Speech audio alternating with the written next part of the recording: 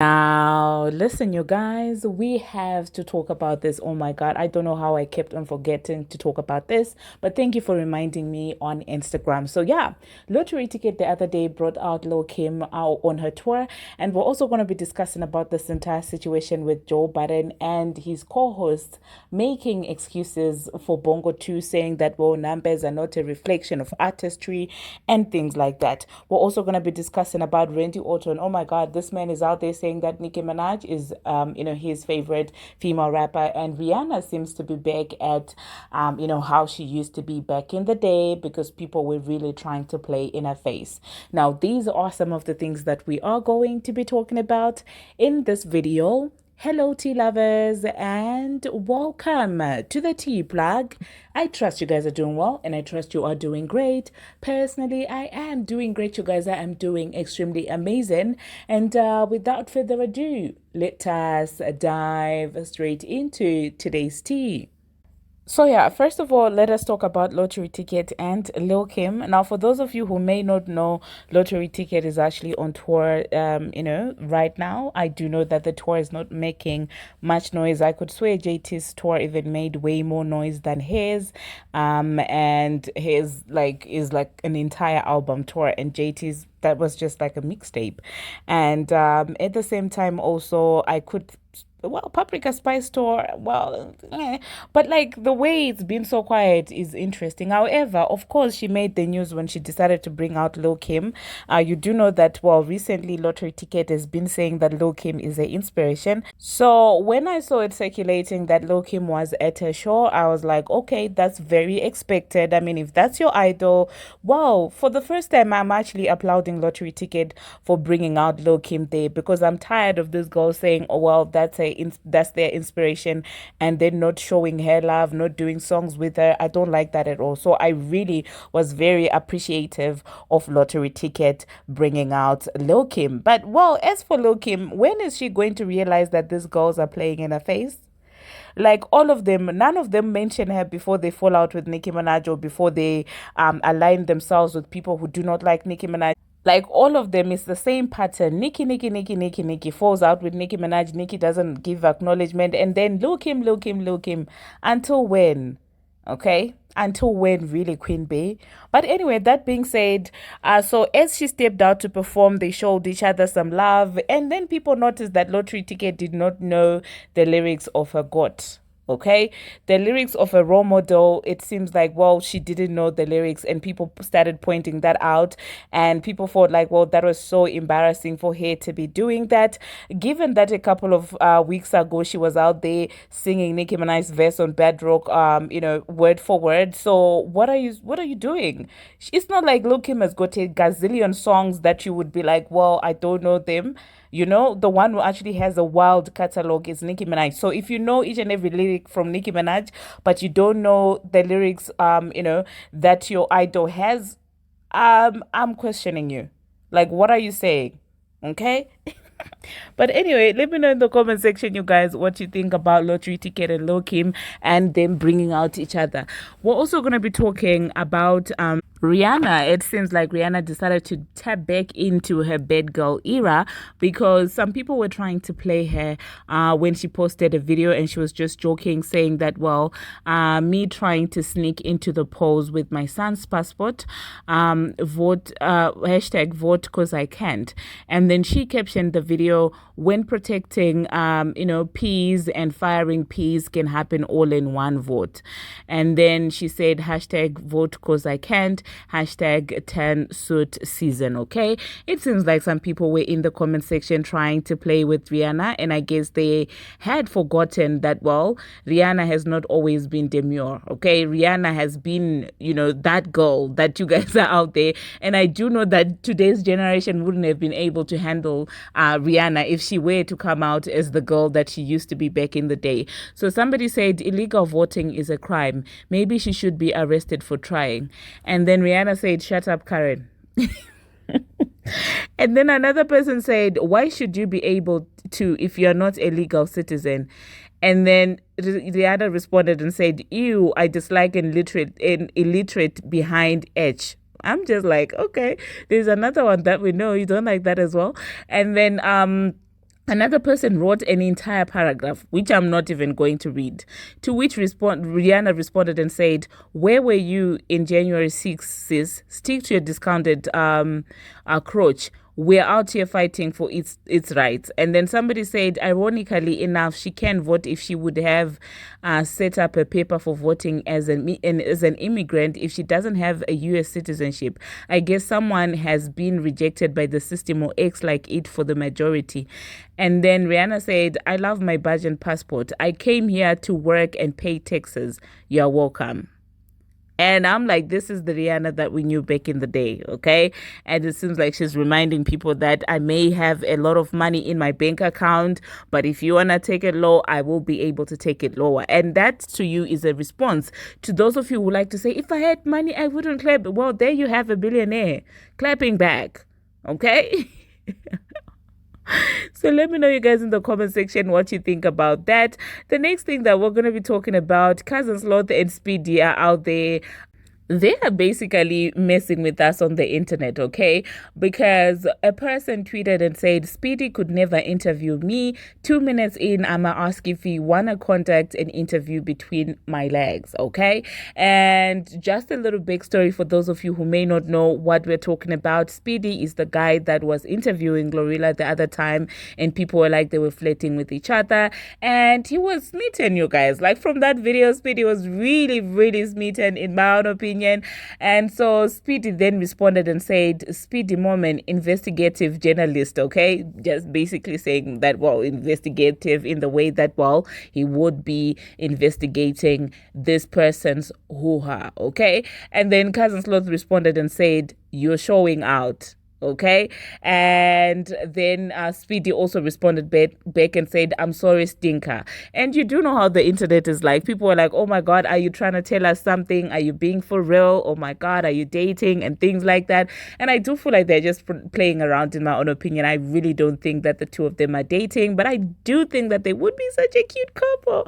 The chemistry in that interview, you guys, oh my God, it was everything.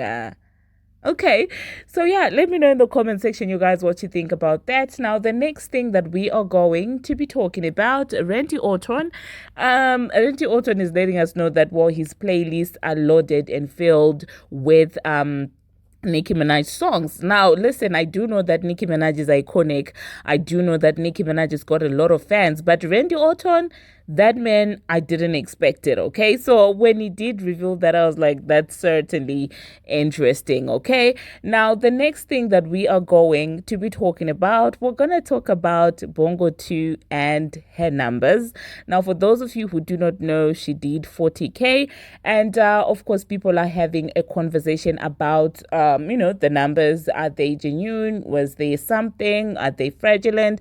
People have questions in the streets because, well, allegedly the album was predicted to do 10K. So the jump from 10K to 40K, even if they were to say that they bundled up the first one and the second one, the act 2 and the first act, people are still like looking at them sideways and not believing that, well, those numbers are legit. So obviously Joe Budden and his co-host decided to talk about that, decided to discuss about all of that, with Joe Budden expressing that, well, he does feel like there was some foreplay when it comes to the numbers. He does not understand.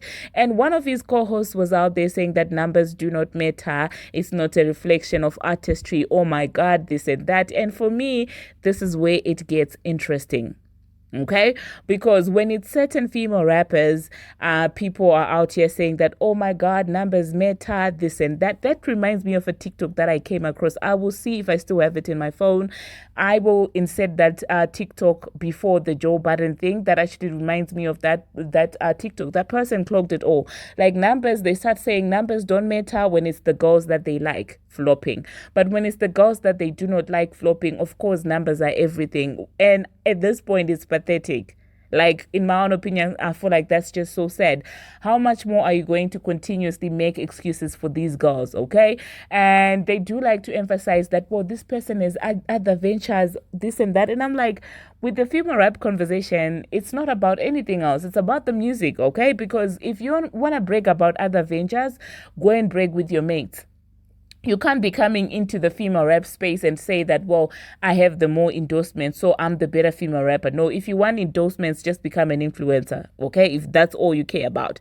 If it's about, oh my God, I'm a fashion girly, then just go and talk and compete with the Naomi Campbells, okay?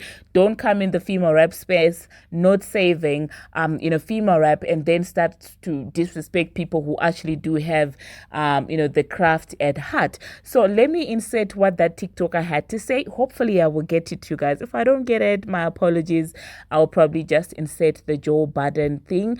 And after those two inserts, I don't think I will be coming back, you guys. Listen, yesterday I did the most. I did the most with the videos. Did you guys see that? Okay, so allow me to take a breather today and not do too much. So that being said, thank you very much, you guys, for watching, and thank you very much for making it this far. If you have not already, what are you waiting for? Smash that subscribe button and do turn on the notification bell so that you will be notified each and every time that I post.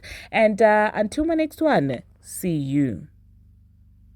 I seen this on Twitter and I just had to come make a video about it because I am tired of the female rap bar constantly being lowered because the girls that y'all like can't live up to the standard that y'all set trying to be petty towards Nicki Minaj. And I've already made a video breaking that down to y'all, but I don't have no problem doing it again. But first, let's read this. This person said, what confounds today's sale-obsessed rap stan is Megan Thee Stallion moves like a 90s artist. They don't understand how someone that's never sold 100K her first week can headline a sold-out arena tour, be flooded with endorsements, and move like an A-list artist. When it comes to these other female rappers like Megan Thee Stallion or Cardi B, y'all constantly try to move the bar or lower the damn bar. Let's break down the first sentence. What confounds today's sale-obsessed rap stans is Megan Thee Stallion moves like a 90s artist. How is she moving like a 90s artist and she's selling 60K? In the 90s, that would have got you walked out of the label and there wouldn't have been no Act 2.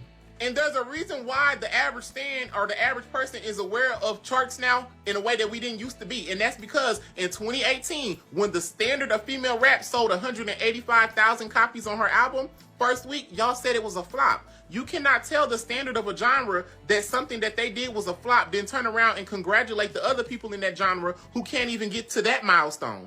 People love trying to erase what happened in 2017, 2018, 2019, 2020 when Cardi B was getting number ones and she was in top 10 regularly. Y'all kept throwing that in Nicki Minaj's face. Oh, look, Cardi B got number ones. Nicki Minaj don't got no number ones. But now that the girls that y'all like cannot sell anymore, it's, oh, today's sales-obsessed rap fans. No one was obsessed with it before y'all made it an issue. Now these girls can't get the top 10s that y'all was bragging about. Oh, charts don't matter. Since when? Then to say they don't understand how someone who's never sold 100K on the first week can headline a sold-out arena tour. Megan, at least do your damn research. Megan has sold 100K on her first week before. And it's like y'all be setting her up because, yeah, congratulations. Megan definitely sold out some arenas, but she also couldn't sell out some of them. GloRilla enough for her numbers. Then something funny was going on with Meg's numbers. I'm not the guy to report on that because, you know, bias. Yeah, I heard 8, but then I saw 20. I don't know what, because there was also the deluxe thing, so I don't know if the old numbers count. I don't know what. I don't know what's going on either. It's too much tricks. Shit was projected at 8, then the projection changed, and it was over 40. Oh, 40, yeah, okay. I don't care about none of that number shit. I'm saying every time the topic of numbers come up, yes, even with the Tyler thing, that's amazing just because nobody's really doing that. So we do want to shout certain things out, but your numbers don't determine anything. I like so bigging I don't really up, give a like bigging up great numbers. I don't like on bad numbers. Shitting on getting bad numbers. Yeah. Like that's not necessarily. It's just not a metric for me to determine if your music is good or not. The numbers do matter to me. The numbers do matter to me. They don't matter in terms of deciding what music is good or not. I agree with that. Yeah. But the numbers to me act as the fucking barometer. The stock report. As but see, like I big up Tyler. That's whack, because I don't think so. Because it's not an artist thing. When we start talking numbers, for me, we're not talking artistry anymore. Well, wait, when you say the numbers act as a stock report, you talking about so that particular artist, their stock is based on the number, or you just saying in general? Can be. But if the numbers could be manipulated and it's bullshit, we That's what. That's why I don't. That's why I say that's whack. But the numbers tell you that too, and I want the numbers to tell me. It's like when everybody was raving about whatever that Travis Scott first week number was, and then that second week number came. Like I like that investigative. They weren't telling you anything, but that tells you something. Even if they push the button, that tells you something. Yeah, that's what I'm saying. Like even with Meg, right? Like for me, I see the play on the blackboard, but the numbers is going to tell what is and what's not, or why aren't they being manipulated, right? Like if we putting you on everything smoking, if we tagging you to host the awards, we getting you the commercials, we doing this, we putting you everywhere feasible. Somebody that spent some or has something to do with this want to see a number come back at the end of the day. It tells a story. But if they don't come back, now what story does it tell? When you have big boy branding, big boy marketing, all of these looks, and then your numbers don't come back, what does it say? It tells you that whoever is on your team is not looking for their payday from the music aspect of what's going on. They'll take it from Could be that. There's a bunch of different storylines that could come out of that. A lot of that. Got you. There's a lot of different storylines that come out of that. No, I was asking. I didn't know. It could say that your marketing shit, it's not impactful. It could be we don't care about music. It could be there's a million different things that numbers could say. Yeah, I agree with that. But numbers are not they're not a reflection of artistry. Quality of music and quality music. And that's where I get pissed off at. I'm celebrating Tyler because we've seen it from A to Z. Yes. So you have to celebrate those numbers. We have a good idea and we've seen enough to know that ain't a whole bunch of bundle tricks and label games. This is somebody working a fan base and growing it to where it is today. Same with GloRilla. It's a lot of vinyl. It's a lot of vinyl sell in there. That's amazing. But yeah, it's amazing. That's even better. Which more solidifies it. Yeah.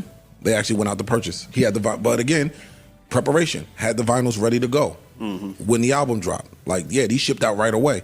A lot of these acts, album dropped Friday, and if you prepaid or whatever to get the vinyl, you're not going to get your vinyl for a month. A lot of that shit is drop ship pre-order. Yeah. They haven't pressed a single They fucking haven't vinyl. done anything yet.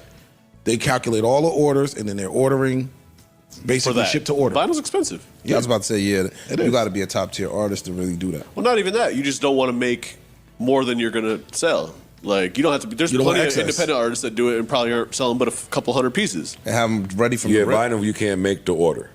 Yeah. You got to order. Yeah.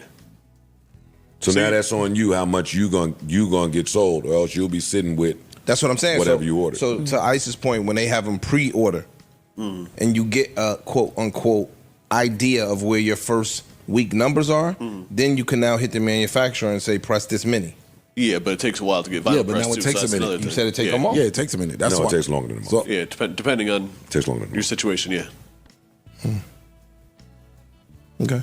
GloRilla numbers, more of the same. This is a new act. There ain't nobody back there pushing a whole bunch of trick buttons to see what happens with her. She just organically did it. And the label and her people were waiting to see the numbers too to measure her impact. And it got measured. It got measured. In some cases, the numbers help you to celebrate what you need to celebrate with artists. That's all I'm saying. Go Tyler. Yeah. Yeah, congratulations. Go Glo. Yeah. I love Now that. I want to love know that if whole Tyler thinks he raps better than J. Cole. I think he